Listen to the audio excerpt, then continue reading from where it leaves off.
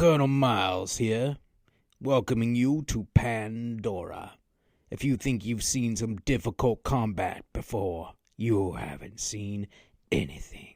Every living thing here on this planet is waiting to eat you alive and spit out your eyes like they were JuJubees gone bad. If you get soft here, you will get shit out dead. So don't get soft. Unlike those irreverent nerds, those boys are the softest men I ever seen. But for some reason, people like listening to what they have to say. So, I guess it's time to listen to the irreverent nerds talk about James Cameron's film, Avatar. Wait a minute, this just got meta. Oh boy.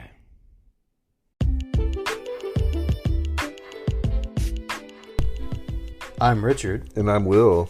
And together we're The Irreverent Nerds. Bum, bum, bum.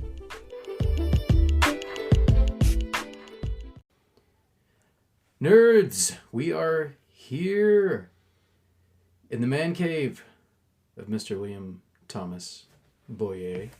I'm Batman. The Bat Cave. Yes, I'm sorry. A man. Not a man cave. A Bat Cave. You should call it the Mite Cave. The Mite Cave. I like the it. Mite Cave. That's perfect, actually. You should totally put that on your door now. Here, I've improved your house for you, Will. You're welcome. So yes, we are here in the man cave of the illustrious comic book artist William Boyer, and over to my right is he corrected me. I said, what did I say? Drawing table, and you said no, it's drafting table. Right. Right now there is actually a commission sitting there, and it looks awesome. They always look bigger in real life to me. Like when you send me pictures, like I always imagine it being smaller than it is, and then when I see it in real life, it's like, oh, that's right, it is really big. So if this is your commission, come get it. Yeah. It's been sitting on my drafting table for a few months. It's like a Star Wars band. Is that what the top one is? It's I see Chewbacca. Anyway. Well, that commission's done. I just couldn't get the original art to the client. They didn't want it for some reason. So if you are that client and you know who you are, it's a rock band with Chewbacca as the drummer. So you've already paid for it. It's yours. Yeah, get in touch with Mr. Boyer here and let him know, or sorry, Boyer. No, let him know that you want your art, or let him know that you don't, and then he can just do what he wants to with it. Right now, it's just sitting on his drafting table. Anyway, we're not here to talk about all of that. We're here to talk about Avatar. I love Avatar. Oh, Aang and Sokka, and what was that sister's name? And yeah, there was this movie too, but I didn't like it so much. By Shyamalan. Shyamalama Mama. No, we're not here to talk about that Avatar. We're not here to talk about Shyamalama Mama's Ding Dong. No, that was hands down Avatar: The Last Airbender. Of course, Will is referencing. We have talked about that before here. One of these days, we need to do a burn review of it or a hate watch review of it. Oh, the movie. I was like, the movie. Yes. How dare you? That was a great cartoon. Like we could do a review of this series as well because you hate watch the cartoon. Who are you? I have seen the Nickelodeon cartoon and it is quite good. Sorry. Turn your notifications off, Will. Sorry for that rude interruption from William's phone. On a side note, Bunny Bear is now streaming on Twitch. But yeah, I don't know who that is. Oh, that's Tommy's wife. Oh, that's what the notification was. Sorry, our listeners don't know who Tommy is, so it's okay. Tommy is a friend of Will's. I think you may have talked about him at some point in the last 43 episodes or 44, but whatever. Oh yeah. How many episodes have we done, Will? Do you remember? 40 bajillion. We've done a lot. According to Spotify, in the year 2022, this is as of a week or two ago, we had recorded between the two of us, and then of course our assorted guests, over 1,900 minutes of quality entertainment. Cool. Which is supposedly better than 98% of other podcasters podcasting in our category. Really? What's our category? That's a good question. I'll have to go and look. I'll have to go and look what I set it up as on Anchor. Yeah, like, we know what we do, but it's not always easy to categorize it when you have preset categories and you have to pick one. Like, on Instagram, you have to pick one, and it's like, there isn't one that fits just right. There's, like, film review, there's TV show review, and you can talk about comics, manga, anime. I think there's one, but it's like, you can't, we do, like, all of those things, so it's like, there's not a category for that. It's like pop culture, but they don't have a pop culture category, which is strange. They should have a nerd culture. Cool. Anyway. So, Avatar. Okay. So, James Cameron's Avatar, to be more precise. So, Avatar also apparently marketed as James Cameron's Avatar, probably in order to not confuse it with the other. Some smart marketer realized, oh crap, there's a Nickelodeon TV show already called this. We should probably... Anyway, this one, the one we're talking about this week, is a 2009 epic science fiction film directed, written, co-produced, and co-edited by James Cameron and starring Sam Worthington, Zoe Saldana, Stephen Lang, Michelle Rodriguez, and Sigourney Weaver.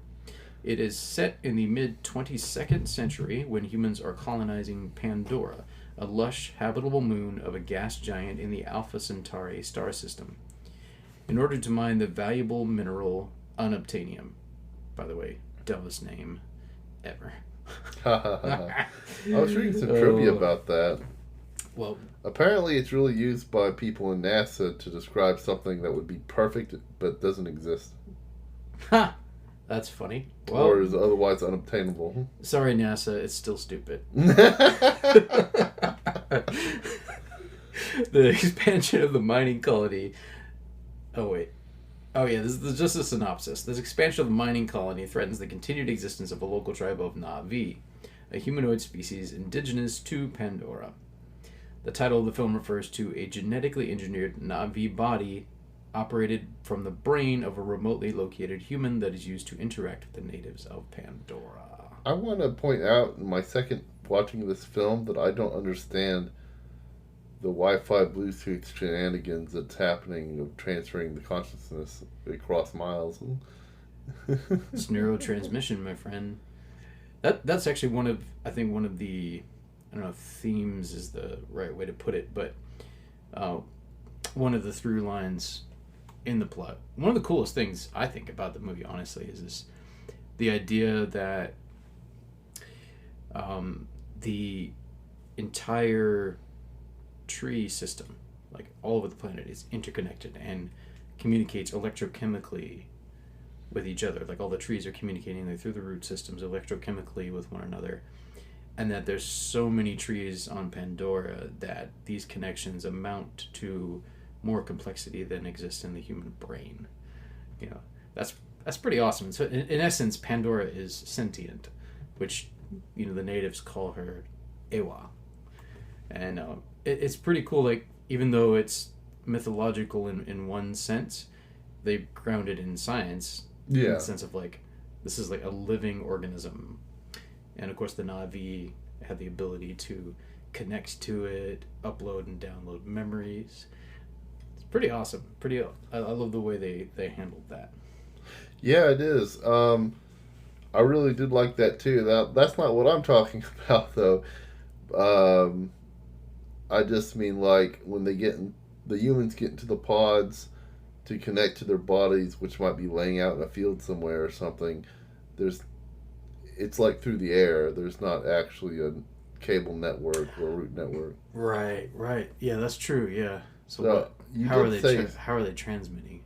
Yeah, I was trying to figure that out. Maybe it's more psychic. I don't know. It's a little tiny wormhole in space.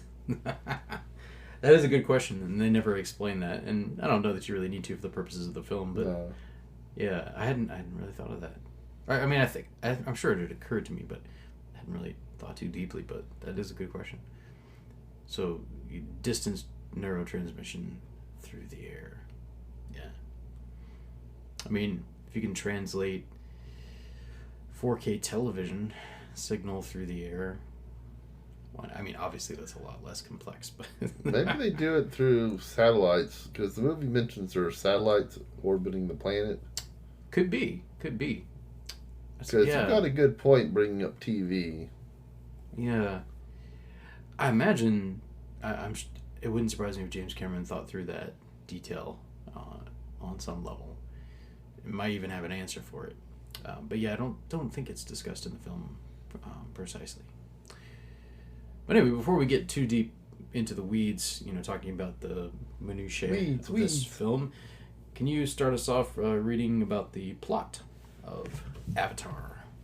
James Cameron's Avatar, not Shyamalan's. By the way, I love M. Night Shyamalan, by the way, just so everyone knows. And I'm thoroughly excited about Season 3 of Servant coming on Apple TV Plus in January. So if you like his better stuff, like his Sixth Sense or Signs or all that, check it out. It's really good. Really good series. Anyway, kick us off, Mr. Boyer. The plot, according to Wikipedia, is thus. In 2154, the natural resources of the Earth have been depleted.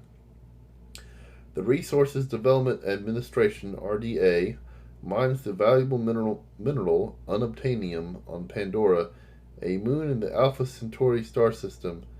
Pandora, whose atmosphere is mostly gaseous, is inhabited by the Na'vi, a 10-foot tall, 3.0-meter blue-skinned sapient humanoids that live in harmony with nature. To explore Pandora, genetically matched human scientists use Na'vi human hybrids called avatars. Paraplegic Marine Jake Sully is sent to Pandora to replace his deceased identical twin, who had signed up to be an operator. Avatar program head Dr. Grace Augustine considers Sully inadequate but accepts him as a bodyguard. While escorting the avatars of Grace and Dr. Norm Spellman, Jake's avatar is attacked by Pandoran wildlife and he flees into the forest, where he is rescued by female Na'vi Neytiri. Witnessing an auspicious sign, she takes him to her clan. Neytiri's mother, Moat, the spiritual leader of the clan, orders her daughter to initiate Jake into their society. Colonel Miles Quaritch, head of RDA security force, promises Jake the company will restore his legs if he provides information about the Na'vi and their gathering place, the giant home tree, under which is a rich deposit of unobtainium. Learning of this, Grace transfers herself, Jake, and Norm to an outpost. Jake and Neytiri fall in love as Jake is initiated into the tribe. He and Neytiri choose each other as mates. When Jake attempts to disable a bulldozer which is threatening a sacred Na'vi site, Administrator Parker Selfridge orders Home Tree destroyed. Despite Grace's argument that destroying Home Tree could damage Pandora's biological neural network, Selfridge gives Jake and Grace 1 hour to convince the Na'vi to evacuate.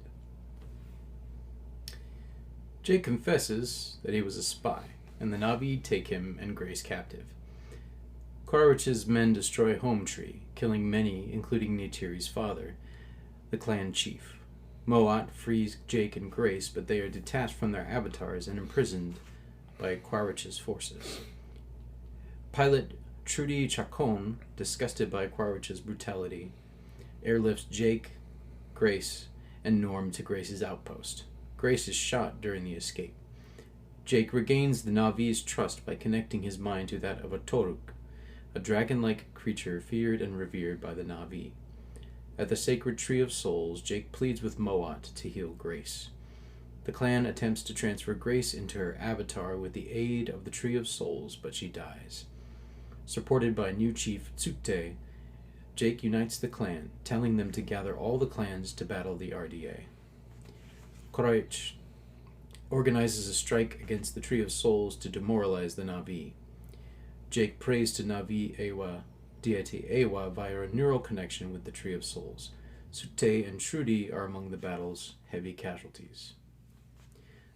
The Na'vi are rescued when Pandoran wildlife unexpectedly join the attack and overwhelm the humans, which Neytiri interprets as Ewa answering Jake's prayer.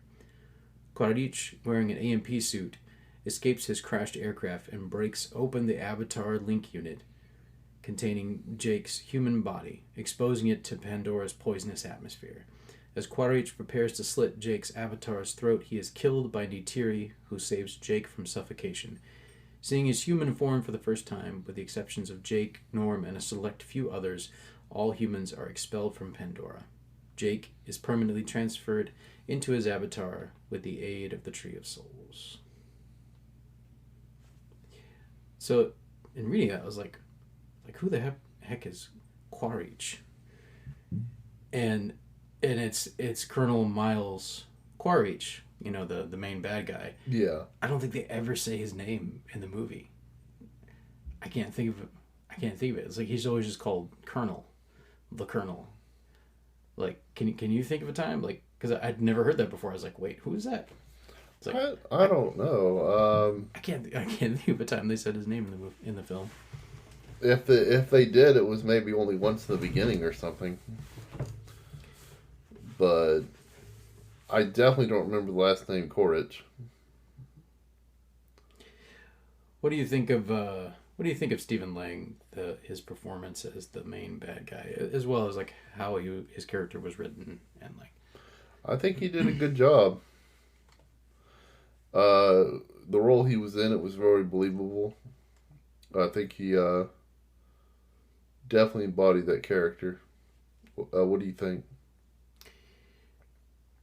I think it's an enjoyable performance. Like it's hammy on one level, or very stereotypical, but it is very stereotypical. But then that is one of the things I didn't like about this film is the way James Cameron wrote the bad guys. There's little to no complexity in the main baddies anyway, particularly the corporate head played by what's his face. Yeah, now we originally saw this film together when it first released in theaters. And I have to admit that's one of my original complaints way back then is that the villains were too stereotypical. Yeah, particularly Giovanni Ribisi's character Parker Selfridge, the corporate administrator. Right. Like he's stupid. He's just straight up stupid. He's basically that guy from Aliens. Oh yeah, except not as smart. Yeah.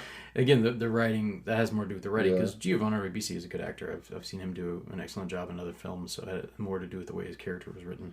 Now that we've watched several James Cameron films, I gotta say that I see a pattern happening where the villains are always corporations or the government. Yeah, it's like James Cameron is not so secretly anti-establishment. Interestingly, he does often have conflict with the studio heads and stuff. I mean, obviously he still works with them, because he couldn't get his big movies made otherwise. But yeah, maybe there does seem to be some through lines through a number of his films related to that, particularly like you said, Aliens and then Avatar and like they make some really good points that just didn't do a great job necessarily of making the points like it's hard to say. So yeah, that is something I wanted to talk about. Like, what did you feel like the film got preachy at all about? Like, no. say, I don't know what the right word would be. Like I love the way it addresses like connection to nature and respect for living things, and even though there's a necessity of defending oneself or of killing for food, there is also a sense of gratitude to the being that has to die. Like you recognize like this being had to give its life in order for me to continue living. Like just that recognition. I thought that was really cool. Yeah. But I didn't know if you felt similarly or if other people might have felt that it was too heavy-handed at times. Like I liked those aspects. Like, not so much on how they portrayed the corporate interests. Right. Like, big picture, I think some of the issues, obviously, with corporate exploitation of natural resources, they nailed that. But in terms of just the complexity of normal human beings who live in that system and make it happen, that I don't think they captured quite as bit. But then maybe they weren't really trying to. Yeah, I agree with that. Yeah, the villains were quite one-sided. I mean, we did have that one female pilot that decided to switch sides, but otherwise, the villains were just one-dimensional. But as far as whether or not it got preachy, I don't think so, because, correct me if I'm wrong, but I don't think at any point in the film, I don't think the message became out of place. I think it always flowed with the dialogue and the context of each of the scenes. I don't think they ever stopped to force a message in there where it didn't belong. Yeah, that's a good point. Yeah, it did flow really well with the plot, and the film moves well, even though it's like over 2.5 hours long. I felt like it was paced well. I feel like there's enough action, enough movement from scene to scene. I felt like it was paced pretty well. I don't know, did you feel similar? Yeah, definitely. Now, obviously, this film has amazing special effects, but watching it, I mean, it's been, 13 years later now, do you see anything that doesn't hold up now at all? Like in your rewatch this time? Yeah,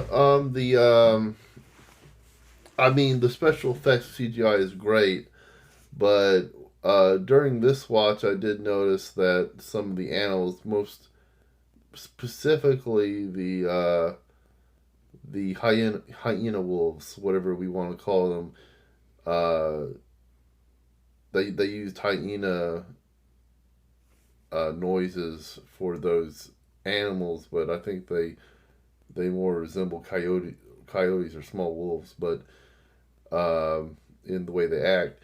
But I've noticed that in the scene when they first attack Jake, they look a little fake to me.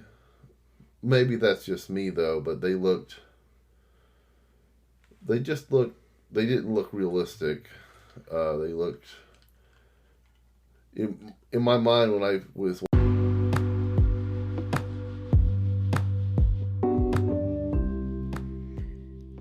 Hey nerds, Richard here, asking you to consider supporting this podcast. If you go to our website, anchor.fm/irreverent nerd, right there on the top of the page is a support button. Click on that, and then you can select the level at which you would like to support us. You can do 99 cents a month, $4.99 a month, or even $9.99 a month. And as I've said before, if you agree to do $9.99 a month, we'll come to your house, give you a hug and a kiss. No, not really. Just kidding. But you will definitely receive our gratitude. So take a minute today to go on there and let us know that you love us, because we're desperate for that. So just let us know. Thanks, nerds. Now back to our regularly scheduled program.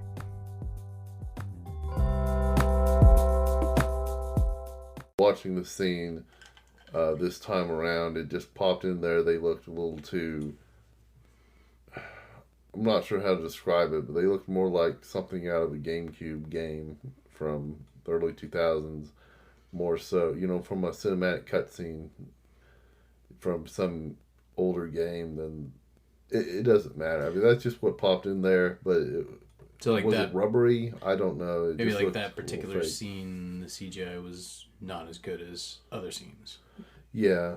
Which that's typical for almost any movie that has, hundreds or thousands of CGI shots. There's going to be some that just don't turn out as well. Yeah, like I'm trying to remember. I do think, like, in comparing it to, say, some more recent, like, the thing that, in terms of the creature animation and stuff, like, I think the character that maybe comes closest in my mind in recent years to advancing CGI character animation, you know, maybe just a touch beyond some of what they did with Avatar, would be Thanos on Endgame and Infinity War. Like, I think what Marvel did, and I'm not sure if ILM was involved. It wouldn't surprise me at all if ILM and Weta, which ILM was not involved with the, no surprise, like Weta Workshop did the motion capture CGI, which they pioneered, you know, the advancements in that with the character Gollum, obviously in the first 3 Lord of the Rings films. Right. So then Cameron hired them, or Fox did, you know, or both, you know, hired them to do, I believe, the actual mocap scenes for and they did an amazing job. Obviously, they pushed that even further with Avatar. It wouldn't surprise me if they were involved with Thanos as well, but they, that was motion capture with Josh Brolin being on set, I think, for all of his scenes in the mocap suit. And then I thought they did an excellent job with his character. So yeah, I think that might be the only film that comes close to like advancing. So I'm curious to see I can't tell from the trailers at this point, but I'm curious to see the differences, or like if you can be able to see the advancement, you know, in technology with the new film that's coming up. So I'm curious to compare. Me too. Obviously, this one is not, at least on Disney Plus, not in 4K, and you couldn't buy or rent it in 4K either. Could be they're holding back on that, and they're going to release them together. Maybe make a buttload of money in a double pack or something. But right now, it's still just available in regular 2160, I guess. Yeah, I'm looking forward to how the CGI has improved. Not that it was bad in the first one. It wasn't. It was still really good. I just thought that one dog animal looked a little rubbery or shiny or something. But anyway, yeah, I'm really looking forward to just seeing how much it's improved. I bet it's going to look beautiful. You mentioned Josh Brolin earlier. Mm-hmm. Were we still talking about Avatar, or were we talking about Endgame at that point? I was comparing like the mocap performance, and he's the one that does Thanos. So right.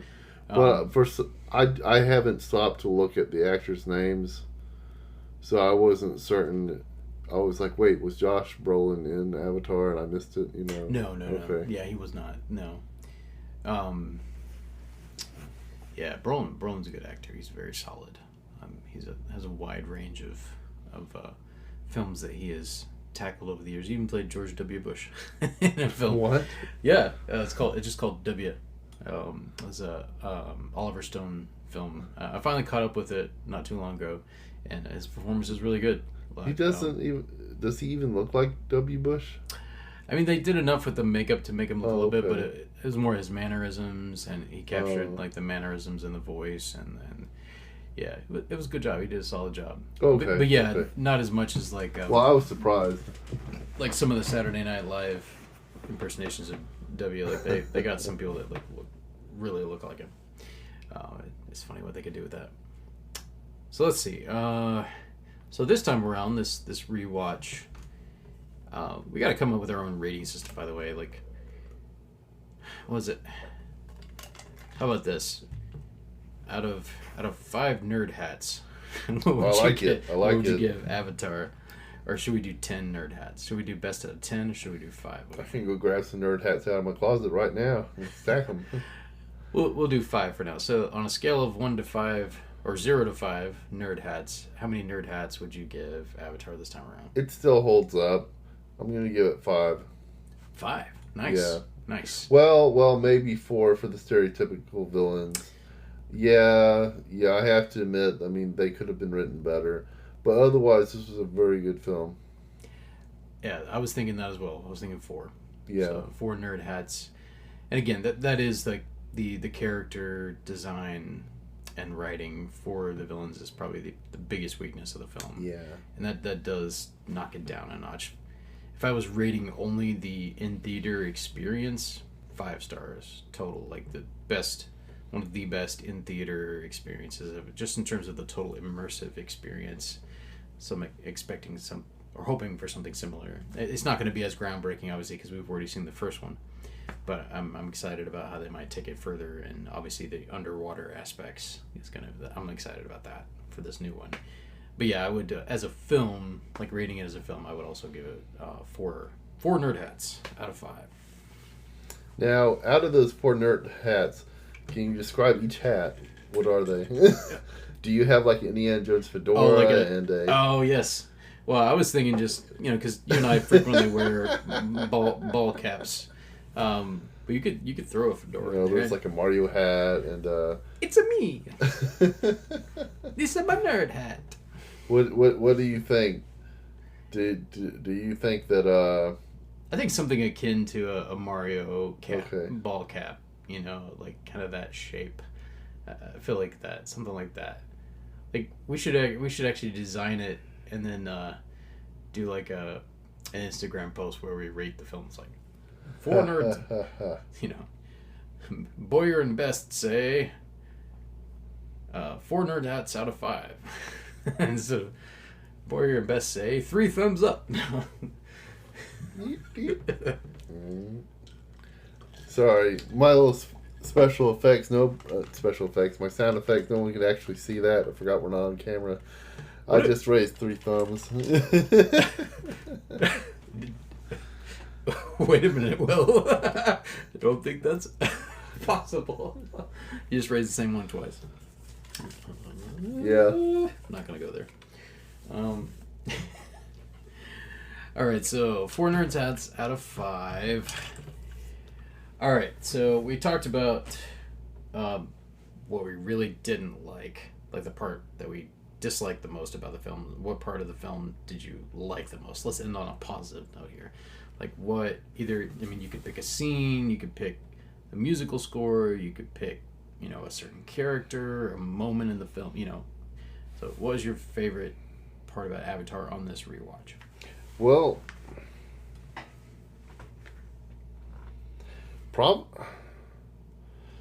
I think that I really like the floating mountains and the bird riding. Mm-hmm. I think I really like that part. The tree was really beautiful, though. The glowing trees.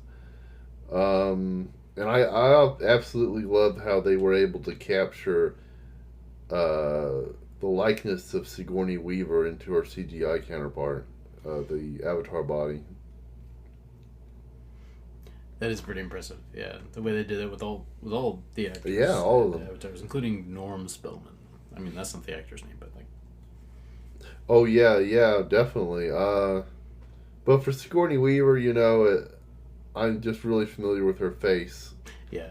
Due to Ghostbusters, and we just watched Aliens not too long ago, and so I could really tell. But you're right. I mean, all of them, they really captured the likeness of all the actors.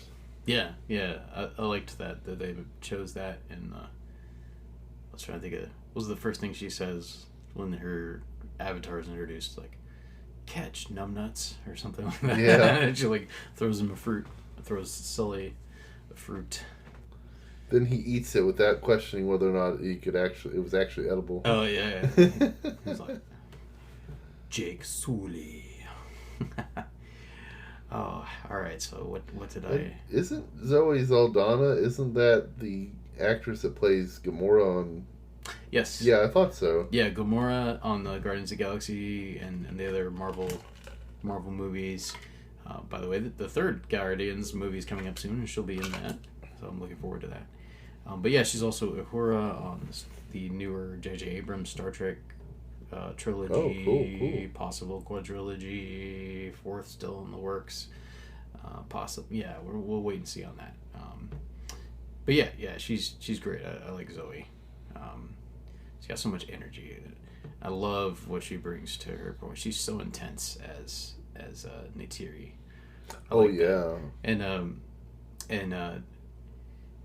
And Sam Worthington, he's kind of got that cool, like, I don't know what it is about Australians playing cool Americans. It's like whether it's Sam Worthington, or oh crap. Well, obviously Thor himself. Well, he's not really playing an American, I guess. He's playing an alien, but Chris Hemsworth. Well, but he does play Americans, or he uses sort of an American. Anyway, I'm getting off topic here.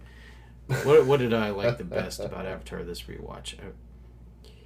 I think it really is the sense, the connection to nature, and like honestly watching it made me want to go out and get out in like my nature, because obviously they're creating, it's something amazing, but in creating kind of an artificial world that's just reminiscent of some of the most amazing aspects of our world, that made me want to go out and explore our own planet more.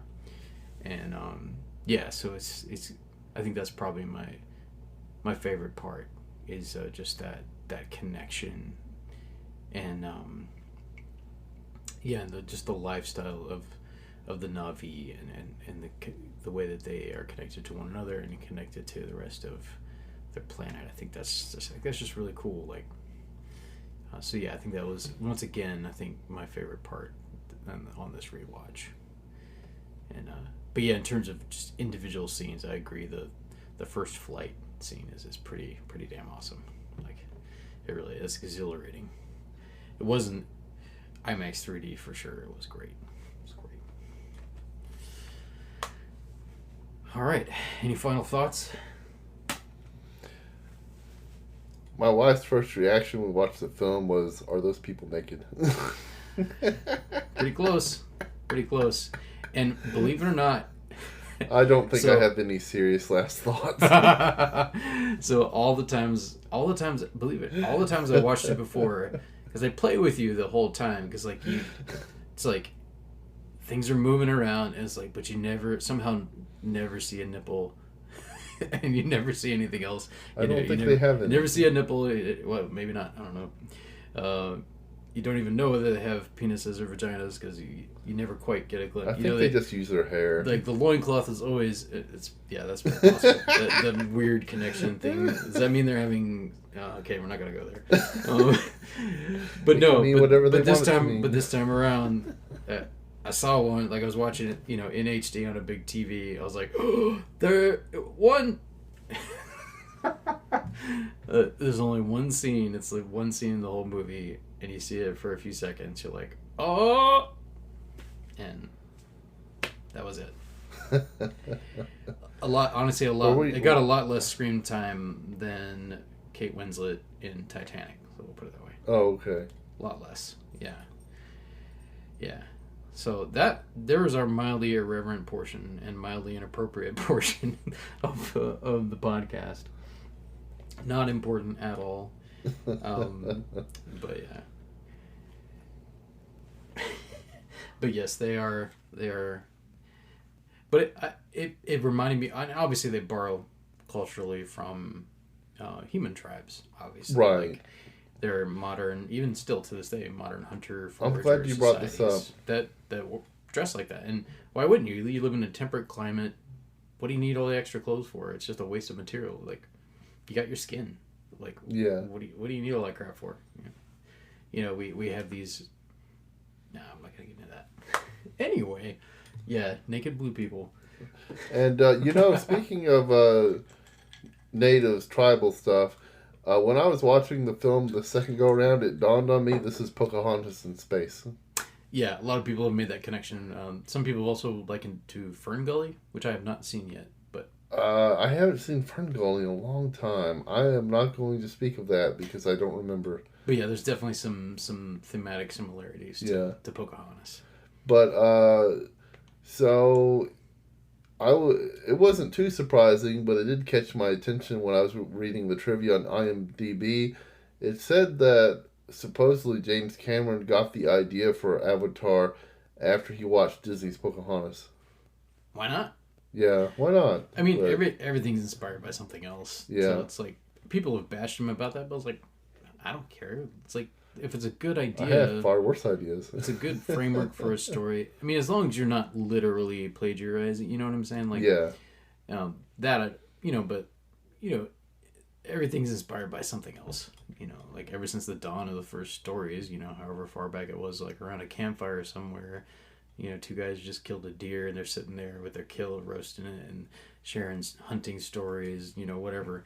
Whenever the first stories, were shared between humans, then the next guy to tell a story probably borrowed something from the story he heard. You know what I mean? So, yeah. Like I said, as long as it's not straight up plagiarism, you're like, okay, yeah. And we could say things about Disney and how they totally messed up historical accuracy. Okay, no, too. It was a mess. It was very inaccurate. No, but I'm not. Yes. We won't talk about that. Pocahontas was definitely inaccurate. Yeah. Not that anybody really cared. It's like if you like the movie, you like the movie. It's like you can go look into the history for yourself. But yeah, people did get upset about that. And it's not important, but I joked about Disney plagiarizing a second ago. I was mostly thinking about things like Leo the White Lion by you know what I'm talking about, the Lion King. Lion King. Yeah, but I need to watch the actual Leo and see how similar they are. Like, I'm curious.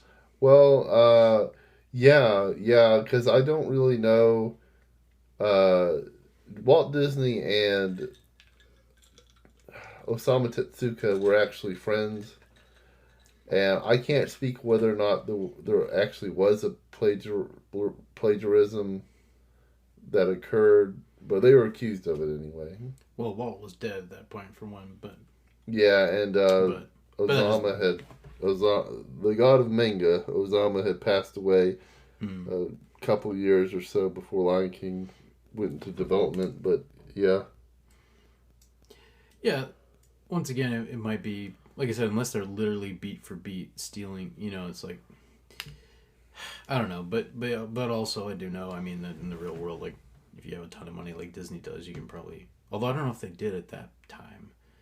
The 80s were rough for Disney financially. Oh, really? Well, I didn't know that. Yeah, like honestly, like starting with The Little Mermaid, like that was a big comeback, at least for their animation division. That was a big comeback for the studio because, they had it rough. Like the Black Cauldron totally bombed financially, and like so The Little Mermaid kind of started their comeback, and then obviously you had Beauty and the Beast, continued that, and then Lion King just like blew up. Like it was.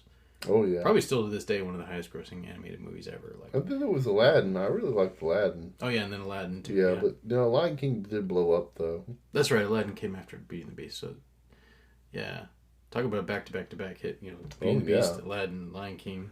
This is completely off topic, but I kind of really miss that aspect of Disney.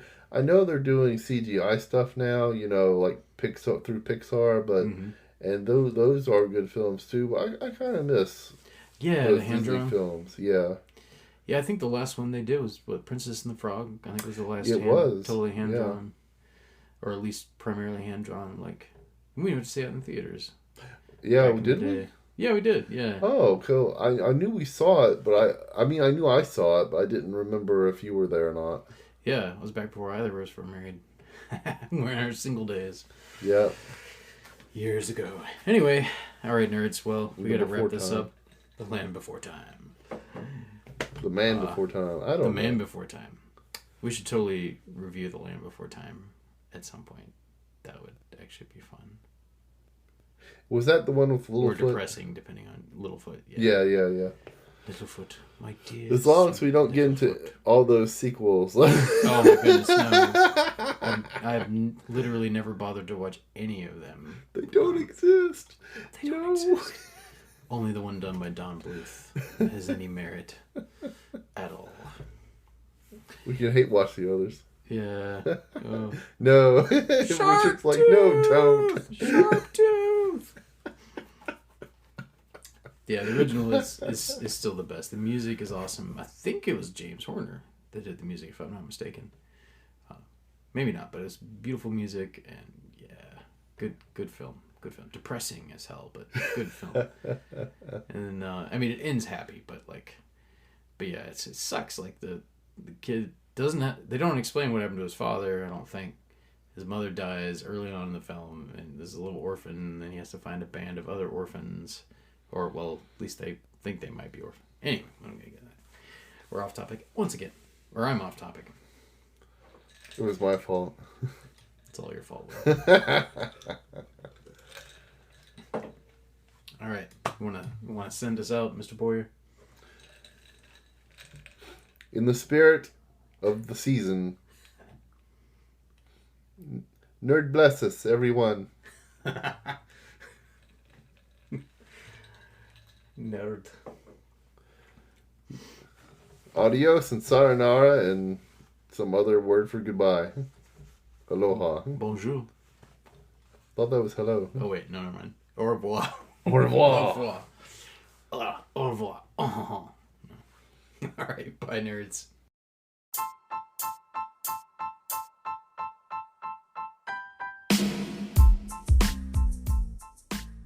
Thank you for joining us for this week's episode of the Irreverent Nerds podcast.